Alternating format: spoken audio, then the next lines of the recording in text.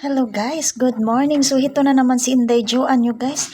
Ito na naman ang morning ko guys. So di ba? So medyo na busy na naman tayo ang morning natin guys. As always my routine, my daily routine guys. Busy talaga si Inday Joan every morning. So as always naman guys, late na naman tayo makapag-inom ng kape or mainit guys. Kahit anong inumin natin guys. So dapat mag-inom talaga tayo ng mainit guys. No, something mainit kasi lalo na pag bago tayong ligo. So para mainita naman din yung mga natin guys, sikmura sa loob.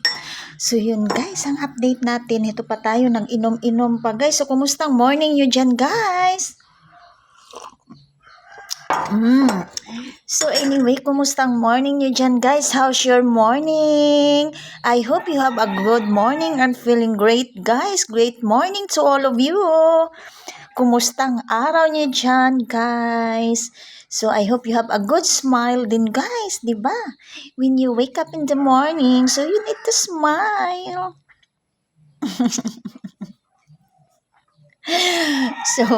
So yun lang guys, ang update natin for today, no? So nag-inom pa tayo ng mainit guys, para naman guys. So ang daily routine natin guys ay tayo ay nakapagtapos na din tayo, nakapag-retouch na din tayo sa face natin guys. Nakapaglagay naman din tayo ng mga cream, something powder para look naman din tayo guys. Hindi naman masyadong stress talaga. Hindi tayo halatang stress ba guys?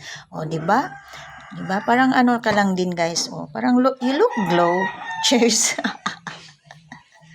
O diba guys? So ganun lang talaga natin guys. So early in the morning, yun talaga ako guys.